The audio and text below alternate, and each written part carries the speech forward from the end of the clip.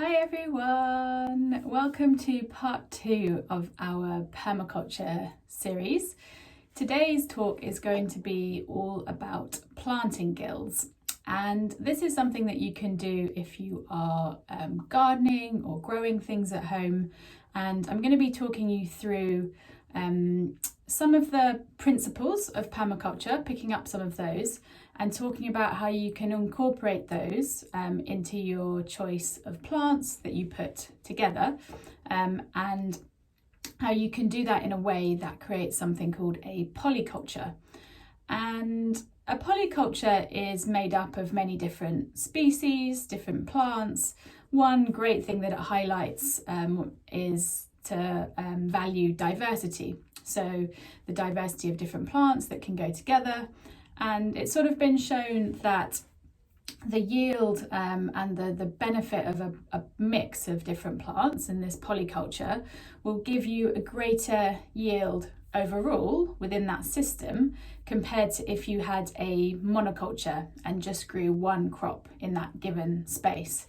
And this is something that you can do in your garden, in a section of your garden. You can do it in a raised bed.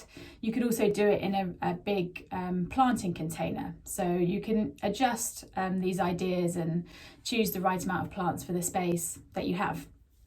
And one kind of key principle that it's picking up is to obtain a yield.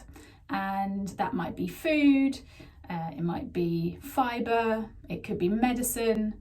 But also it could be creating a yield for someone else or something else, or wildlife or nature.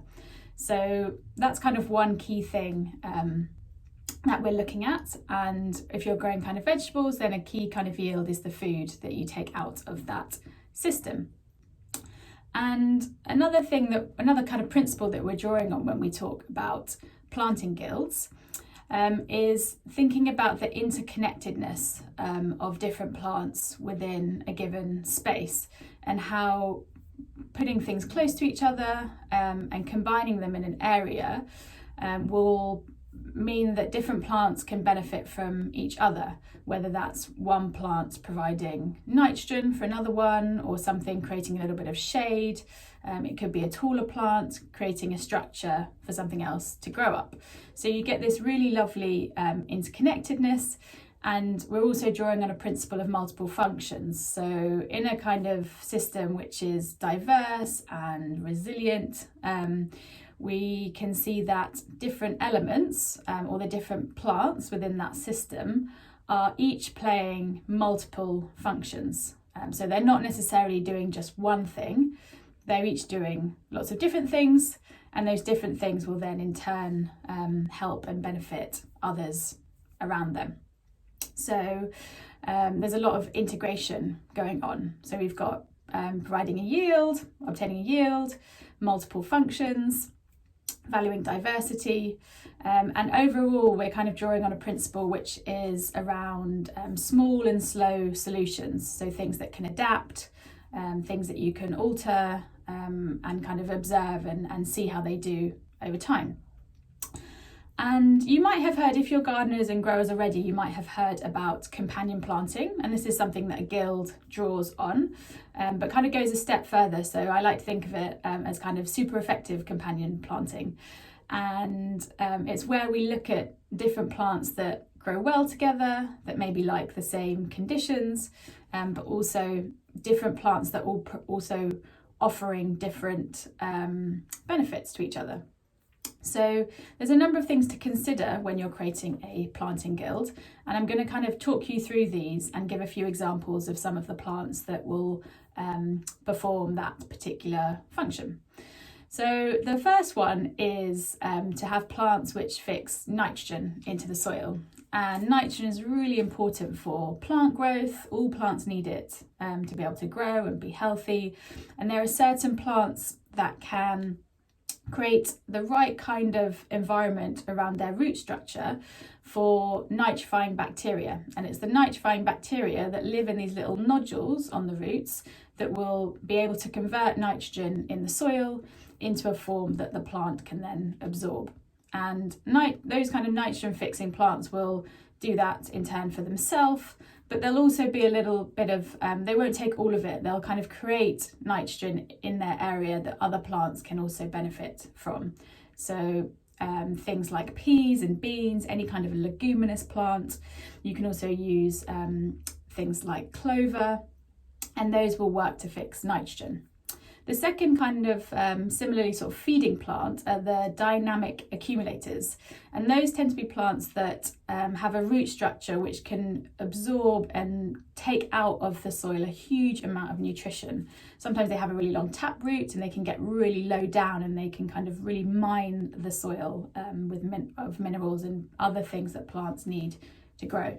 So some examples of those are things like comfrey, things like borage, and they will kind of make accessible those nutrients and that nutrition to other plants in the area, and you can kind of cut them and just lay them on the surface to break down, or again they'll kind of make that available in the area.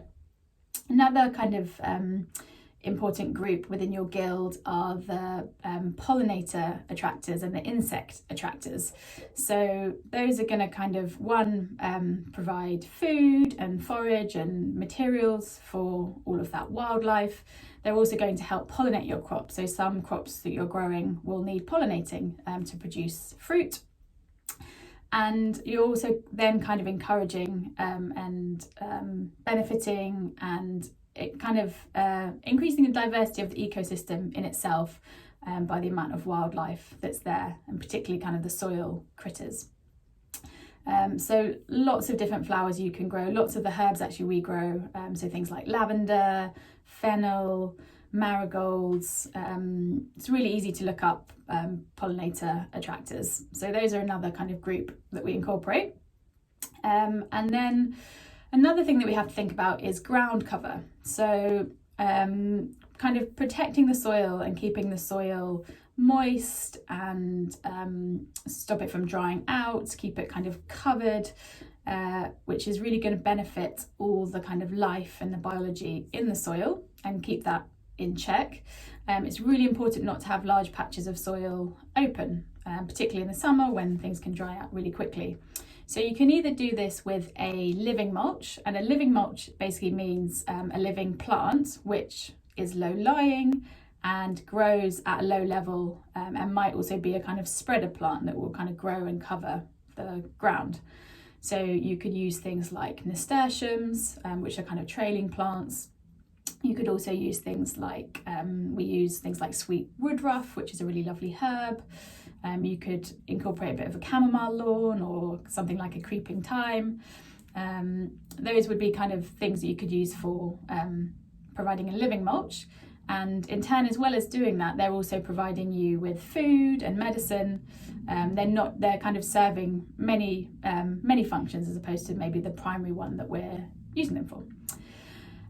You can also use a mulch that isn't alive, so you could use a thick layer of compost, you can use straw, you could use kind of well-rotted manure, and that's just going to create kind of a cover on the soil. So it might be that you apply some of that in your initial planting when you've got some spaces between the plants that eventually they will fill to grow.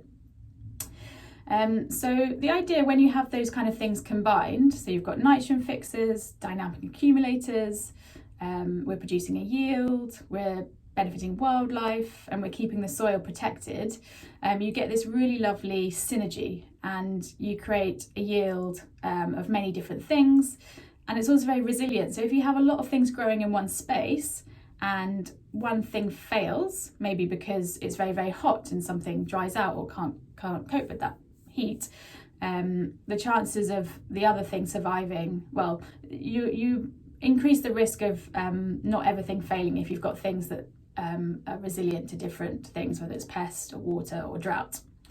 And an example that some of you might have heard is something called the Three Sisters bed, which is something kind of from Mexico and used a lot in Central America, where you would have a sweet corn plant, which is going to be tall and provide structure.